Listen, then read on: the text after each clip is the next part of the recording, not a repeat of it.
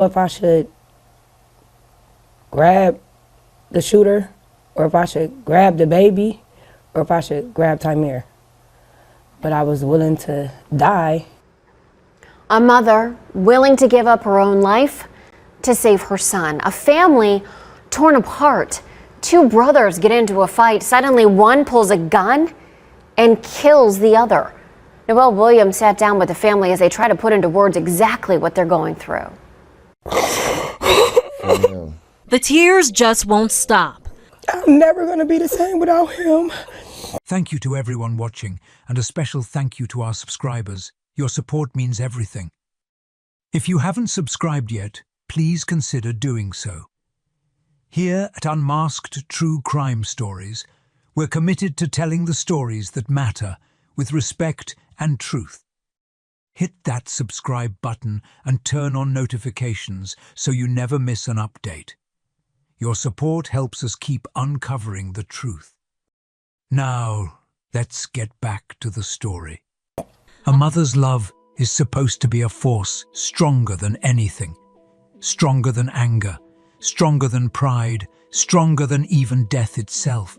She brings life into this world, watches her children grow, nurtures them, protects them, and prays that no matter what, they will always find their way back to each other.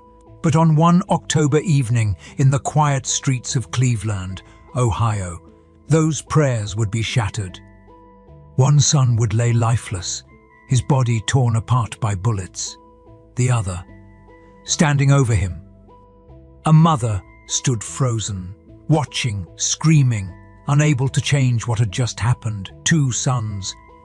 One killer, one victim, and a single moment that destroyed everything. But what could drive one brother to turn on another? What kind of anger, what kind of pain could push a man to point a weapon at someone who shared his blood, his childhood, his memories? Tymeir Hale and Rodney Curlee Jr. were more than just brothers. They were raised in the same home, carried the same last name, lived side by side for years. But whatever bond they once had been broken long before that fatal October night. It wasn't just one fight. It wasn't just one moment of rage. It was something deeper. Something that had been building for far too long. By the time the sun set on October 3rd, 2023, it was already too late. Cleveland, Ohio, like any other city, it had its good parts and its bad. A place where dreams were made, and where too many were lost. And in one small corner of this city, on a street like any other, two brothers stood face to face, locked in an argument that would soon turn deadly. The shouting, the heat of the moment, the flash of metal as a gun was raised. And then gunfire. The echoes rang down East 127th Street. Neighbors turned their heads. A mother's scream cut through the night. Tymeir, just 23 years old, collapsed to the ground. His body struck multiple times, the bullets tearing through his upper back, his head, his life stolen in an instant. And the one who pulled the trigger, his own flesh and blood. Rodney Curlee Jr. stood there staring at what he had done. His brother, the same brother he once played with as a child, laughed with, fought with, was now lifeless at his feet. And in that moment, whether he realized it or not, he had just lost himself too. Because once you pull the trigger, there's no going back, no second chances, no way to take it all back. He knew the police were coming. He knew his mother had seen everything. He knew what came next. And so he ran. Into the night, into hiding, into a reality where no matter how far he went, he would never outrun the weight of what he had done. But justice would not wait forever. And the truth. The truth always catches up. It was supposed to be a normal evening, just another night in a neighborhood where nothing ever truly seemed out of place. But at that moment, on October 3rd, 2023, everything changed. Tymeir Hale and his brother, Rodney Curlee Jr., were no strangers to conflict. Growing up together, they had shared everything. Toys, rooms, laughter, even fights. But what started as another typical disagreement that night was about to escalate into something far more tragic than either of them could have imagined. Their argument started like so many before it. Perhaps it was a word too harsh, a lingering grudge, or an issue left unresolved for too long. Whatever it was, the air between them grew thick with anger. Voices raised, words spat like daggers, their emotions boiling over with every passing second. And then, in an instant, everything changed. Rodney Curlee Jr., in a fit of rage, reached into his waistband. Tymeir, perhaps taken off guard by the motion, didn't have time to react. The cold, hard steel of a gun came into view. Unforgiving, final. Rodney's hand was steady as he pulled the trigger, the sound of gunshots splitting the night air. Bang! Tymeir's body jerked backward, the first bullet tearing through his upper back. Bang! Another shot struck his body, followed by another. Each bullet found its mark, sending shockwaves of pain through him. But it was the final shot, the one that struck his head, that sealed his fate. As Tymeir crumpled to the ground, his lifeless body sprawled out on the pavement of East 127th Street. Rodney stood there, staring at the aftermath of his rage. For a brief moment, the world stood still. The only sound that could be heard was the distant hum of the city and the heavy breathing of a man now fully aware of what he had just done. In that moment, Rodney did not hesitate.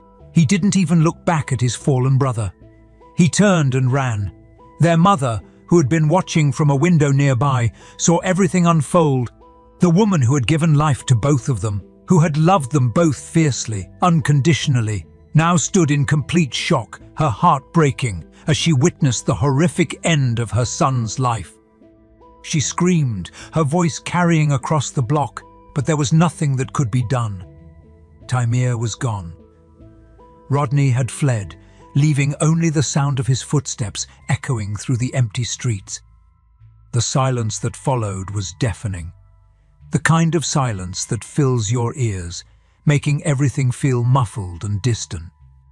But for the mother who stood frozen in grief, the silence was the loudest sound of all. Her son, her baby boy, lay dead on the cold concrete, at the hands of the other son she had raised. Rodney, realizing what he had just done, didn't waste another second. In a blur of frantic action, he disappeared into the night, his heart pounding as adrenaline coursed through his veins. He ran. He didn't know where to go. He didn't know how far he'd have to run to escape the weight of what he had just done. But one thing was certain. No matter how far he ran, he couldn't outrun the truth. The police would be on their way. The authorities wouldn't rest until they had answers. And Rodney, he was already the prime suspect in a murder that had torn their family apart. The tragic reality was setting in. The manhunt for Rodney Curlee Jr. had just begun. In the wake of that brutal night, Rodney Curlee Jr. disappeared into the shadows. The quiet hum of Cleveland's streets would never be the same, not after what had happened. The search for him began almost immediately, the weight of his actions already sinking in, heavy and irreversible. He had fled without a trace, leaving his brother's lifeless body behind, and now the authorities were closing in. The police, their radios crackling with urgency, set their sights on one thing: Rodney. His disappearance sparked a manhunt that would stretch for weeks, with law enforcement agencies working around the clock. The days blurred together, each one bringing new leads, and each one slipping further into the search for a man who had already vanished into the night. The media coverage intensified. News outlets broadcasted updates as they received them. Rodney Curlee Jr. was wanted for the murder of his brother, Tymeir Hale. The public was warned, urged to stay vigilant and advised to report any information that could lead to his capture. Posters bearing his face, his details, appeared across Cleveland. Social media buzzed with speculation, with each post adding to the growing tension. Yet, despite the urgent plea from the public and the mounting pressure from law enforcement, Rodney was nowhere to be found. His family, his mother, who had watched everything unfold, pleaded for him to come forward. Her heart shattered, knowing that her son was now the subject of a nationwide search, yet still holding onto a shred of hope that he would turn himself in. She spoke with reporters looking into the camera, begging him, to end this madness and surrender. "Please, Rodney, come home," she said through tears. "Please turn yourself in." But Rodney didn't respond. He kept running, staying hidden from the eyes of the law. For over a month, he evaded capture, slipping through their fingers again and again. The streets, once familiar to him, now became a maze, each turn more uncertain than the last. Was he in hiding in someone's home? Was he alone? Or had he found shelter among those who had been willing to harbor him? And then, just when it seemed like the manhunt might lose its steam, a breakthrough came. The U.S. Marshals, relentless in their pursuit, tracked Rodney to a location in Cleveland. They had their lead, and it was now a race against time. On November 16, 2023, the moment arrived. Rodney was discovered in a basement on Rayburn Road, tucked away in the dark, a far cry from the life he once knew. The house was quiet, almost eerily so, and the basement he was hiding in was dimly lit, cold, and full of shadows. It was a place that matched the man he had become, hidden, cornered, and running from the reality of his actions. The authorities knew this was it. This was the end of the line. They approached cautiously, every step calculated. The tension in the air was palpable. The officers moved in swiftly, surrounding the area, preparing to close off any escape route. A swift but controlled takedown was executed. Rodney Curlee Jr. was arrested without resistance, his face now a shadow of the man who had been so filled with anger just weeks before. His hands were cuffed and the weight of the charges against him settled in. Aggravated murder, they had initially said. The case now had a name: Rodney Curlee Jr., the man who had taken the life of his brother. But Rodney's arrest didn't bring relief. It didn't undo the tragic events of that night. And as he was led into custody, the haunting question remained: what drove him to take his brother's life? What could have been so wrong, so irreparable, that it led to this point? The courtroom doors creaked open, the sound of footsteps echoing in the silence. On the other side of that door stood Rodney Curlee Jr., the man whose life had been irrevocably changed the night he pulled the trigger. His trial was about to begin, and the weight of what had happened, the weight of the life he had taken, hung over him like a storm cloud, one that had been building for months, and now it was time to face the consequences. Rodney had been charged with aggravated murder, a charge that carried with it the possibility of a long, brutal sentence. But the truth was, the case had become more complicated than that. As the proceedings unfolded, it became clear that something was about to shift. Behind the cold walls of that courtroom, lawyers whispered, deals were made, and the future of a man who had already changed everything for his family was about to change again. In an unexpected turn, Rodney's legal team struck a plea deal. Gone was the charge of aggravated murder, replaced with a lesser conviction: involuntary manslaughter. Felonious assault and aggravated menacing were added to the list, but 3 other charges that could have further condemned him, were dismissed as part of the deal. This was the reality of the justice system. The stakes had been high, but now the road ahead for Rodney was paved with consequences that would echo for years to come. April 30, 2024, marked the day the gavel would fall. The courtroom, filled with tension, was about to witness the sentencing of a man who had caused a ripple effect of pain that no one could reverse. The victim's family, their faces twisted in grief, sat in the front row, a silent reminder of the life lost. Tymeir Hale was no longer there to feel the weight of justice, and yet his presence lingered in that room, as if to remind everyone that no plea deal, no reduced sentence could ever undo the damage that had been done. Rodney stood in front of the judge, his hands bound in cuffs, his face blank, his thoughts unknown. This was the moment where his fate was sealed. The judge's voice rang out in the silent room, a solemn declaration of what had been agreed upon. 23 years. That was the sentence, the result of a plea deal that would ultimately send Rodney away for more than 2 decades. The family, Tymeir's family, the ones who had watched the tragedy unfold before them, reacted as one would expect. Emotions ran high as they listened to the final words spoken in the courtroom. Some cried in disbelief, others with a resigned sadness, while a few sat, arms crossed, silently processing what had just transpired. 23 years. It wasn't the full justice they had hoped for, but it was the justice that the court could deliver. It was, in their eyes, a reminder that while some wounds never heal, the law would hold someone accountable. As the judge brought down the gavel, the courtroom felt as if it were holding its breath. Was justice served? Was this enough for a family torn apart by a senseless act of violence? Could time in prison ever truly pay for the life that had been taken, for the dreams lost, for the future that would never come to pass? In the final moments of the trial, the room was thick with these questions, lingering in the air, unanswered. And as Rodney was led away, his future uncertain, his past now a part of Cleveland's troubled history, one truth remained clear. This was a case that would haunt everyone involved for years to come.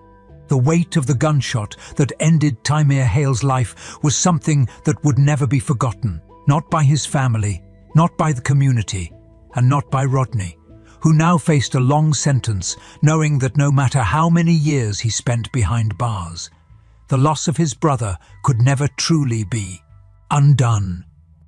The air in the wake of this tragedy hangs heavy. A mother, once proud and filled with hope for her sons, now carries the unthinkable weight of losing one to violence and the other to the unforgiving grip of the law.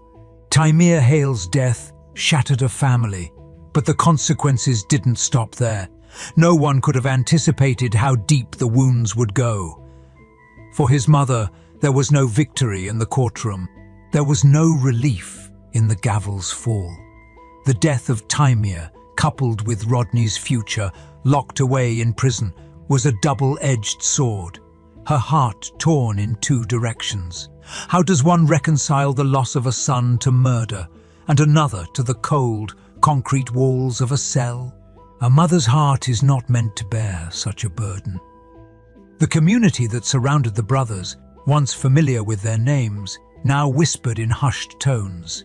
Neighbors, friends, and strangers alike were left grappling with the horror of what had unfolded.